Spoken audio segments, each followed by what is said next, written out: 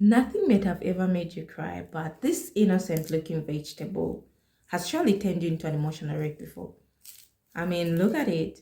It doesn't punch you in the face, it doesn't break your heart, it doesn't tell you a tragic backstory, but it makes you cry like you just watched the ending of a sad movie. So, why does this vegetable have emotional damage settings?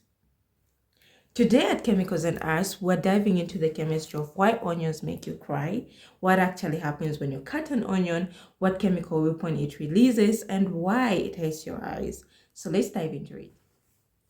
In a whole undamaged onion, just like this one, very much intact, the reactive components are kept apart in different cell compartments.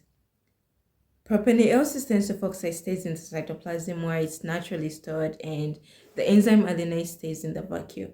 As long as the cells are intact, nothing happens. Why? Because the respective reactants are not in contact. But when onion cells are damaged, and how do they get damaged? It could be via peeling, cutting, smashing, chewing, etc. etc. The components that were previously separated combine with each other and undergo a chemical reaction. What actually happens is that the enzyme alanine acts on propanol cysteine sulfoxide to form propanolsulfonic acid, pyruvate, and ammonia. Another enzyme called lacrimatory factor synthase breaks down propanolsulfonic acid to propanethyl S oxide, which is a famous lacrimatory factor, and thiosulfinate. Now, propanethyl S oxide, being a volatile gas that it is, rises into the air and reaches your eyes. Upon reaching your eyes, it reacts with the natural water inside the eyes to form sulfuric acid, which irritates the sensitive tissues of the eyes, making them to produce tears as a defense mechanism to flush out the irritant.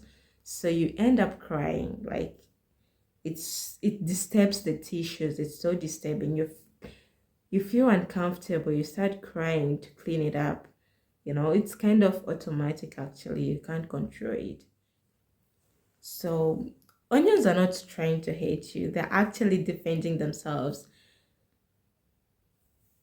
When an onion is intact, everything is peaceful, but the moment your knife slices through, chaos begins.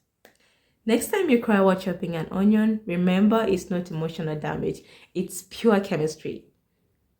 If you want more everyday chemical chaos, hit like, subscribe, and comment below which chemical is ruining your life. See you!